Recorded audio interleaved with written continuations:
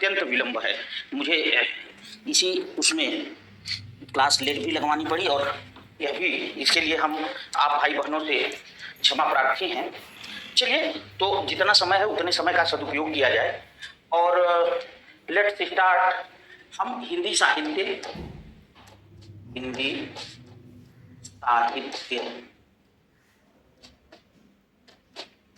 Lecture number 4। देखिए, हम चर्चा करने जा रहे थे, हम चर्चा कर रहे थे राष्ट्र साहित्य की। राष्ट्र साहित्य में हमने जो है आपसे चर्चा किया था कि राष्ट्र साहित्य क्या है। तो आइए आज हम चर्चा करते हैं प्रमुख राष्ट्र साहित्य। प्रमुख, अच्छा मैंने आपको सब बता तो दिया था यार। प्रमुख राष्ट्र साहित्य में कल हमने पृथ्वीराज रासो की चर्चा कर तो ली थी। कल हमने, हाँ बिल्कुल बिल्कुल, मैं देख लूं जरा सा। कल हमने जो है पृथ्वीराज रासो की प्रमुख रासो साहित्य में हमने कल पृथ्वीराज रासो की चर्चा कर भी ली थी। एक मिनट रुकिए जरा सा, मैं दोनों चेक कर लेता हूं। तो इससे क्या होगा कि फटाफट क्लियर हो जाएगा कि कल कितना हुआ था और उसके आगे। हाँ, पृथ्वीराज रासो, ठीक है। हाँ चलिए, एकदम सही। चंद्रबरदाई को, पृथ्वीराज रासो को प्रथम महाकाव्य और चंद्रबरदाई को प्रथम महाकवि माना है, ठीक है। यह चर्चा कल हम कर आए थे। आइए शुरू करते हैं। हाँ, उसके आगे बिल्कुल आवाज भी आ रही है। तो देखिए, अब मैं थोड़ी सी बात कर लूं पृथ्वीराज रासो की बहुत जल्दी जल्दी। पृथ्वीराज रासो की लगभग कथा आप पूरी तरह से जान चुके हैं कि जब मोहम्मद गोरी ने भारत पर आक्रमण किया तो उसके पहले की बात है। देखिए, दिल्ली पर तोमरों का राज्य था और अनंगपाल तोमर जो थे वो पृथ्वीराज चौहान के नाना थे। तो अनंगपाल तोमर से चौहान जो है वो गद्दी किसने प्राप्त की? पृथ्वीराज चौहान ने। और जब पृथ्वीराज चौहान को गद्दी मिली तो पृथ्वीराज चौहान ने क्या किया कि बढ़िया शासन किया।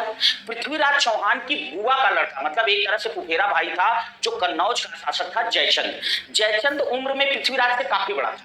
पर जयचंद की सबसे बड़ी समस्या क्या थी कि होता नहीं जैसे किसी के प्रति हम कई बार होता है बचपन से ही एक व्यू बना लेते हैं। तो जैसा भी रहा हो, जयचंद्र का जो व्यू था वो पृथ्वीराज के प्रति बहुत सकारात्मक नहीं था। जयचंद पृथ्वीराज को बहुत अच्छे ढंग से नहीं देखता था। तो एक दिन जो है जयचंद हमेशा जो है पृथ्वीराज की निंदा किया करता था। पर जयचंद की पुत्री का नाम था संयोगिता। अब इस हिसाब से आप देखो तो पृथ्वीराज चौहान और संयोगिता चाचा भतीजी थे, क्योंकि भाई जयचंद और पृथ्वीराज फुफेरे भाई थे दोनों। जयचंद फुफेरा भाई था, उनकी लड़की थी संयोगिता। तो एक तरह से आप देखें तो पृथ्वीराज चौहान की क्या हो गई, जो है भतीजी हो गई। तो जब जयचंद पृथ्वीराज चौहान की भतीजी हो गई संयोगिता, तो उस समय जो है जब घर में बार बार पृथ्वीराज चौहान की निंदा होती थी पिता के द्वारा, तो कहीं ना कहीं देखिए, एक बात ध्यान रखिएगा, अगर हम दो ही चीजें हैं किसी की तरफ ध्यान को आकर्षित कराने का, या तो हमेशा उसकी प्रशंसा करिए या तो हमेशा उसकी निंदा करिए। तो जब निंदा होगी तभी तो आदमी सोचेगा यार कितना खराब आदमी है, कितना गलत आदमी है, कितना सही है। तो संयोगिता जो थी वो जान गई थी कि हमारे पिताजी जो है पृथ्वीराज जी से जलते हैं, इसलिए ऐसा करते हैं। तो संयोगिता क्या किया, संयोगिता मन ही मन, चूंकि संयोगिता और पृथ्वीराज जी चौहान की यद्यपि उम्र में अंतर था पर इतना ज्यादा अंतर नहीं था, तो वहां जो है संयोगिता मन ही मन पृथ्वीराज को चाहने लगी थी। लेकिन उसने कभी अपना प्रेम अभिव्यक्त नहीं किया, ना पृथ्वीराज तक ये बात पहुंची। पर जब संयोगिता का स्वयंवर आयोजित किया गया तो एक तो पहली बात जयचंद ने सबसे बड़ी गलती ये की भाई चलो ठीक है, पृथ्वीराज को नहीं बुलाया, बुलाने का कोई तुक भी नहीं था, क्योंकि भाई स्वयंवर में वही लोग आएंगे जो उससे वर्ण कर सकते हो। और यहाँ तो चाचा भतीजी की बात है, तो पर एज ए गार्जियन पृथ्वीराज को बुलाना चाहिए था, नहीं बुलाया, कोई बात नहीं किया। पर एक दूसरी गलती जयचंद ने ये की कि पृथ्वीराज चौहान की 2 लोहे की मूर्तियां बनवाई और उनको गेट पर हाथ में भाला पकड़ा के खड़ा कर दिया, मतलब जस्ट लाइक अ वॉचमैन या एक द्वारपाल की तरह, एक वॉचमैन की तरह। तो इस चीज ने कहीं ना कहीं जो संयोगिता के मन में पृथ्वीराज के प्रति एक दबा हुआ प्रेम था, एक छिपा हुआ प्रेम था, उस प्रेम को अग्नि पूरी तरह से हवा दे दिया। और नतीजा क्या हुआ कि संयोगिता जो है जब वरमाला लेकर घूमी तो उसने वहां पृथ्वीराज को नहीं देखा। जब उसने पृथ्वीराज को नहीं देखा तो उसने वह वरमाला जो है उसी मूर्ति के गले में पहना थी। उस मूर्ति के गले में पहना दी। भाई अब देखिए, बात तो थी राजपूत की आन बान शान की, तो ये तो तय हो गया कि अब अगर इसने मूर्ति को ही वरमाला डाल दिया है तो दूसरा व्यक्ति इसका वरण नहीं करेगा। तो अब सारे लोग तो चले गए, पर ये खबर पृथ्वीराज तक पहुंची। अब पृथ्वीराज के सामने एक धर्म संकट पड़ा था बेटे। धर्म संकट ये था कि अगर वो संयोगिता को नहीं ले आते वहां से, तो कहीं ना कहीं संयोगिता पृथ्वीराज का वरण करने के बाद उस माहौल में सुरक्षित नहीं थी। हो सकता था इस वरण कर पृथ्वीराज के वरण करने की कीमत उसे अपने प्राणों से चुकानी पड़ती। और फिर जब उसने संयोग पृथ्वीराज का वरण कर लिया था, तो पृथ्वीराज का अब यह नैतिक दायित्व था, यह राजपूती धर्म था कि वो जो है संयोगिता की रक्षा करे। तो पृथ्वीराज चौहान ने क्या किया, कन्नौज पर आक्रमण कर दिया। कन्नौज पर आक्रमण कर दिया, जयचंद्र को पराजित कर दिया। अच्छा, एक तो जयचंद्र वैसे चिढ़ा धुना पड़ा था भैया पहले से, अब दूसरे हो गया वो पराजित। अब तो समझो एकदम मैं से बुराई, और जबरदस्ती संयोगिता को ले आए पृथ्वीराज चौहान। तो भाई जबरदस्ती घर में चढ़ के मार के पीट के बिटिया उठा ले गए। अब ये तो बहुत बड़ी बात है। एक तो वैसे तितलऊ की, दूसरे नीम चढ़ी, कहते हैं ना, एक तो करेला दूसरे नीम चढ़ा। हमारे यहाँ देहाती भाषा में कहते हैं एक तो तितलऊ की दूसरे नीम चढ़ी। तो कहने का मतलब ये है कि एक तो वो खुद पृथ्वीराज से जलता था, दूसरे पृथ्वीराज ने अब ऐसा कर दिया, तो मजबूरी में किया जैसे भी किया। अब संयोगिता को जब पृथ्वीराज ले गए तो जयचंद्र, अच्छा जयचंद्र की खुद की तो ताकत थी नहीं कि वो दोबारा पृथ्वीराज का सामना कर पाता, तो अब जयचंद्र ने वो सारा पूरा पात्र रचा बेटा, जिसकी कहानी आपको मैंने बताई कि उसने अपना दूध भेजा घोर प्रदेश मोहम्मद गोरी के पास। मोहम्मद गोरी ने आक्रमण किया, 91 में 92 में हराया पृथ्वीराज को। और लास्ट एक वाकया कि ये कहा जाता है कि पृथ्वीराज चौहान जो है, पृथ्वीराज, ये माना जाता है कि पृथ्वीराज चौहान जो है,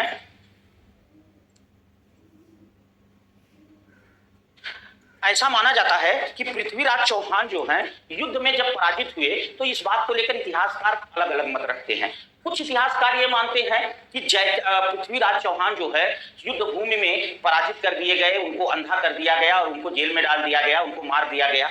लेकिन अधिकांश इतिहासकार, जब आप मध्यकालीन इतिहास पढ़ें तो अधिकांश इतिहासकार ये मानते हैं कि चूंकि मोहम्मद गोरी को ये बात भली प्रकार से पता थी कि पृथ्वीराज अत्यंत वीर हैं, ये 2 लड़ाइयों में वो समझ चुका था, तो उसने क्या किया, मोहम्मद गोरी ने उसने पृथ्वीराज को वो गोर प्रदेश ले गया, क्योंकि वो चाहता था कि अगर ये मेरे फेवर में आ जाए तो समझो एक बहुत बड़ा शक्तिशाली हाथ जुड़ गया मेरे साथ। तो वो उनको गोर प्रदेश ले गया और ससम्मान किसी जो है क्षेत्र का वो बना दिया, उनको क्या कहते हैं जमींदार ना, कि धीरे धीरे ये हमारे फेवर में आ जाए। पर ये कहा जाता है बेटे कि वहां भी मौका देकर पृथ्वीराज चौहान ने विद्रोह कर दिया। जब पृथ्वीराज ने विद्रोह किया तो उनका विद्रोह कुछ लोगों के साथ था, इसलिए बड़ी सेना की, गोरी की बड़ी सेना के सामने उनको हारना पड़ा वहां भी। और तब उनको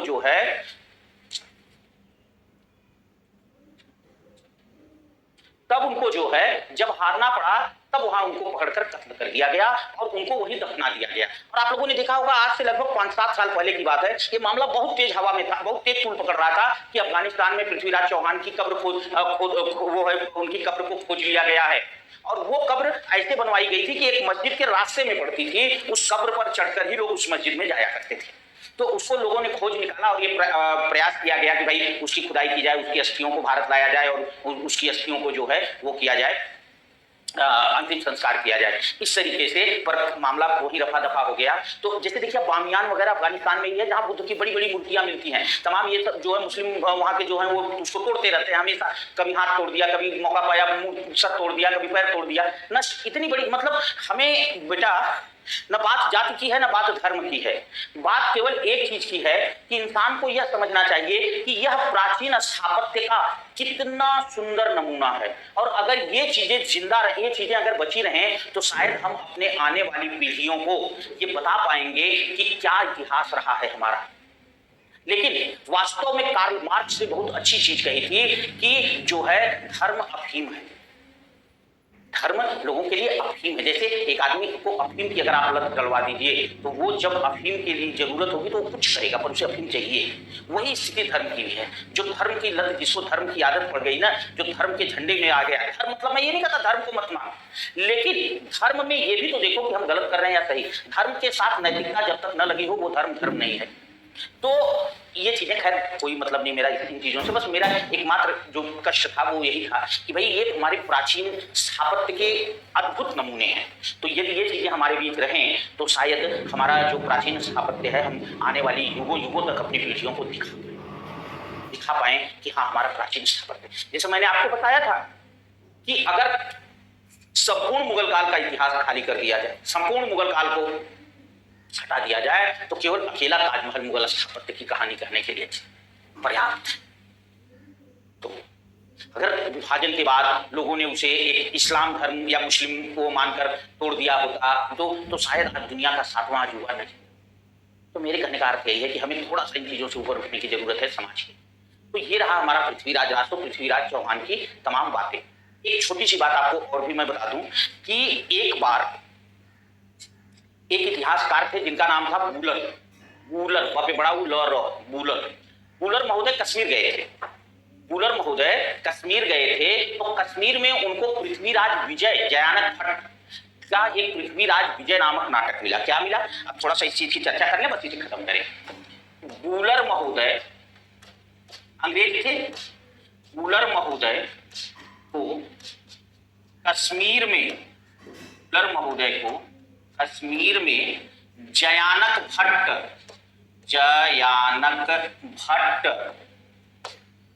कृत, जयानक भट्ट द्वारा लिखा गया कृत पृथ्वीराज विजय, जयानक भट्ट कृत पृथ्वीराज विजय नामक नाटक मिला। पृथ्वीराज विजय नामक ग्रंथ, नाटक नहीं ग्रंथ मिला, जिसके आधार पर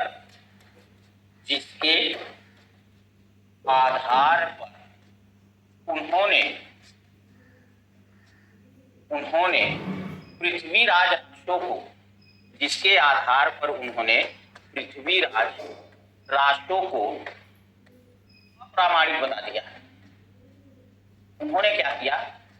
उन्होंने कहा कि पृथ्वीराज रासो जो है यह एक फर्जी रचना है, एक नकली रचना है, क्योंकि उनको पृथ्वीराज विजय नामक एक ग्रंथ मिला था जयानक भट्ट का, जिस ग्रंथ को उन्होंने कहा कि इस सबसे बड़ी बात है,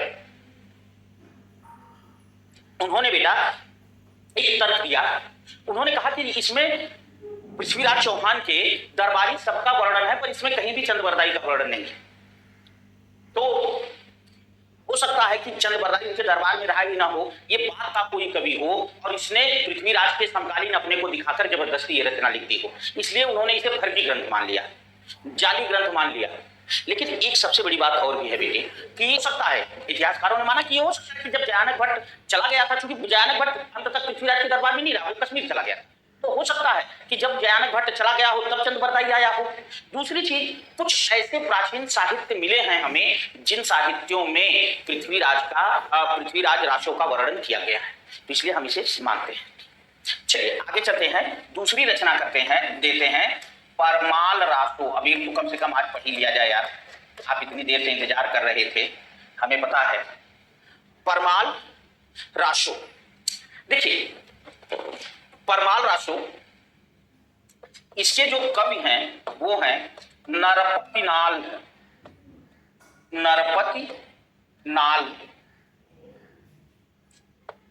इन्होंने नायक जो हैं वो है, क्षमा करें, देखिए दिमाग दूसरी तरफ चल रहा था और दिमाग में दूसरी बात चल रही थी। विशल देव रासो, परमाल रासो की हम चर्चा करेंगे पर अभी कुछ देर बाद। विशल देव रासो, ये पढ़ाना बहुत कंसंट्रेशन काम है, जरा दिमाग की जरूरत हुआ मामला गड़बड़ है। अभी नरपति नाल, नायक विशल देव। सबसे बड़ी समस्या है कि इतिहास में विशल देव नाम का कोई राजा ही नहीं हुआ। इतिहास में विशल देव नाम का कोई राजा ही नहीं हुआ। इतिहास में विशल देव नाम का कोई राजा ही नहीं हुआ। अब मामला ये फंस गया कि अगर विशल देव नाम का कोई राजा नहीं हुआ तो ये हैं कौन? तो बताया गया भैया कि ये विशल देव जो हैं ये विग्रहराज चतुर्थ हैं। विग्रहराज चतुर्थ, इन्हीं को विशल देव के नाम से दिखाया गया है। नायिका जो है इस ग्रंथ की, नायिका इस ग्रंथ की जो है विशल देव है, विग्रहराज चतुर्थ है, और नायिका जो है राजमती है। नायिका है राजमती, यह जो है भोज परमार की पुत्री है। भोज परमार वंशी राजा भोज परमार की पुत्री है। कौन? नायिका राजमती। रस सबसे इंपॉर्टेंट प्रश्न। रस जो है इसमें श्रृंगार रस है। रस इसमें बेटा श्रृंगार रस है। ठीक है, श्रृंगार रस है। अच्छा, कवि नायक नायिका रस। अब देखिए इसमें विशलदेव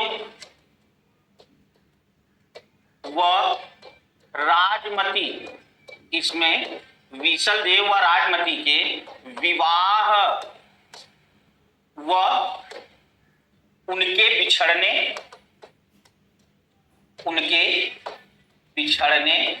तथा विवाह, उनके बिछड़ने तथा उनके पुनर्मिलन की कथा है। उनके पुनर्मिलन की कथा है। अच्छा, यह एकमात्र ऐसा रासो ग्रंथ है, ये बहुत इंपॉर्टेंट प्रश्न है बेटा, कई बार पूछा जाता है। यह एकमात्र ऐसा रासो ग्रंथ है जो कि श्रृंगार रस प्रधान है। यह जो है एकमात्र ऐसा रासो ग्रंथ है जो क्या है, श्रृंगार रस प्रधान है। ठीक है। अच्छा,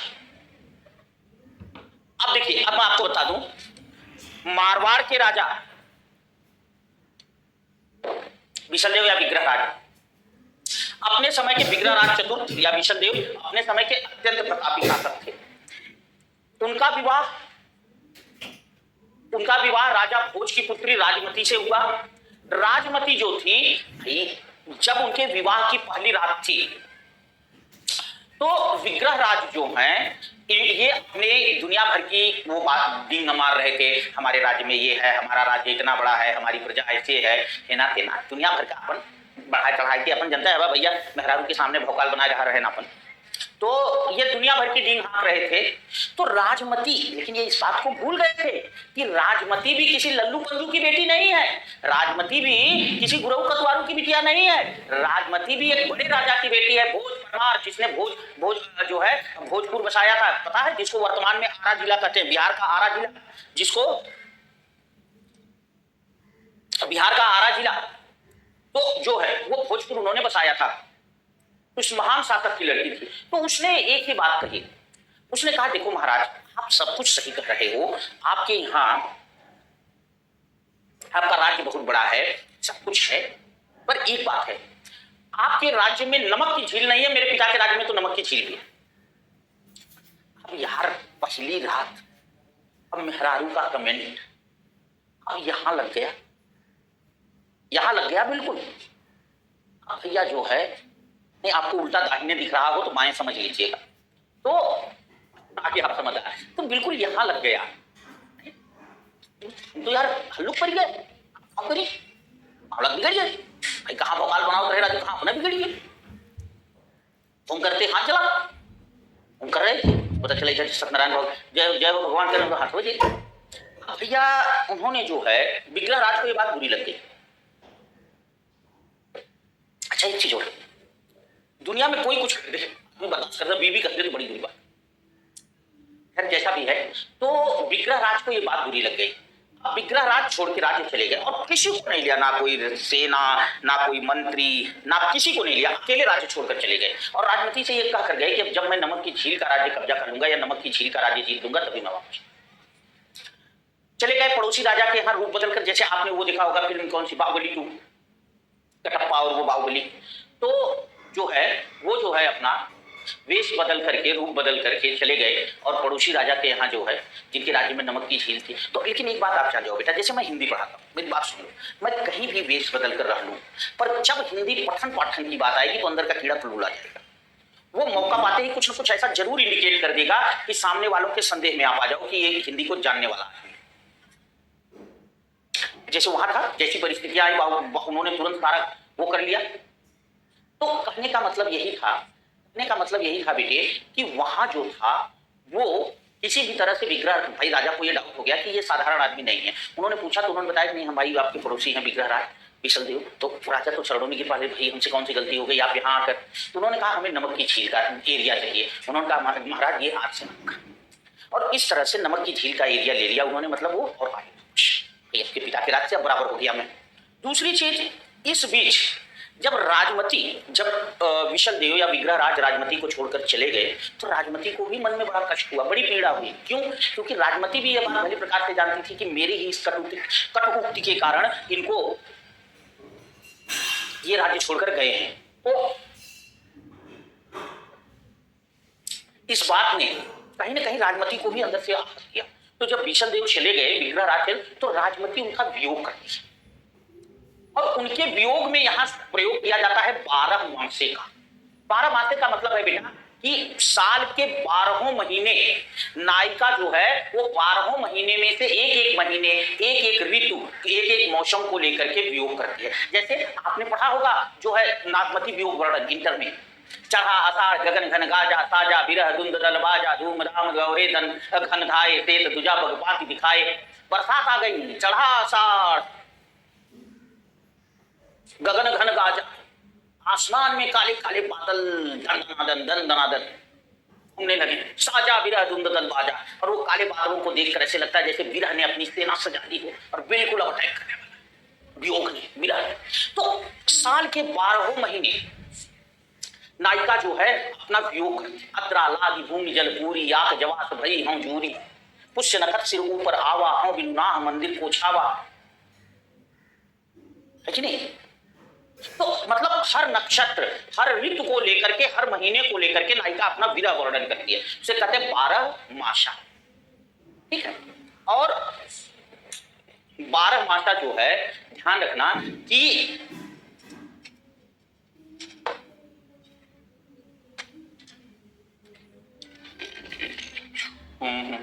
हाँ, विशल देव राष्ट्रों में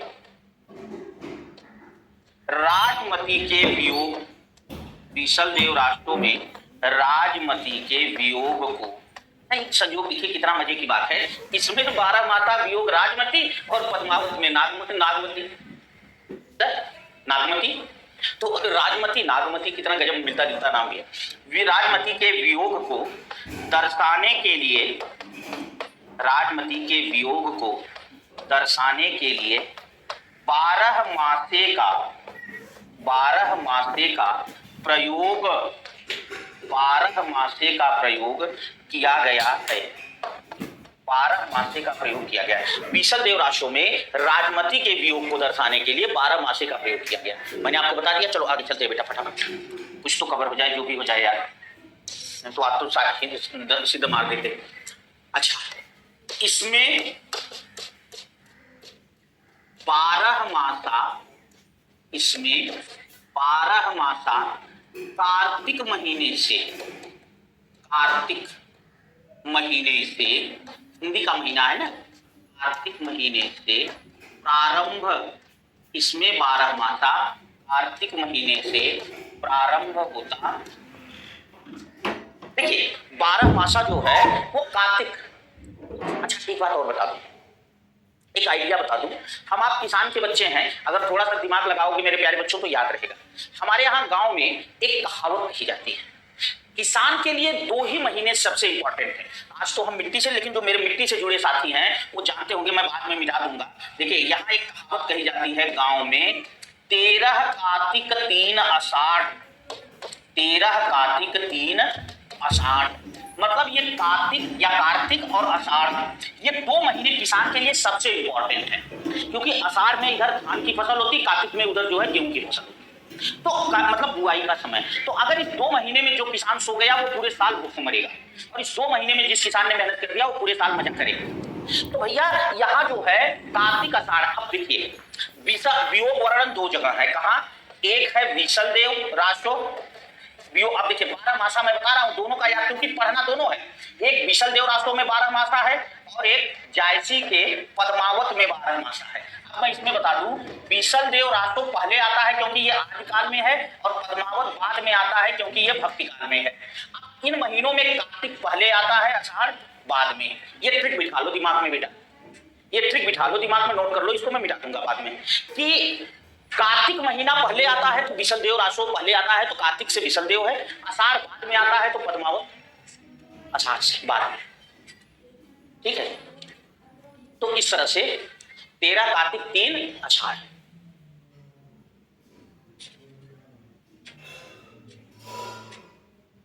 तो याद रहेगा कार्तिक महीने से शुरू होता। क्लियर हो गया? चल मिटा दूं मैं इसको, नोट कर लो। ये देखो ये ट्रिक है बेटे, दोनों याद हो जाएंगे। ठीक है? हाँ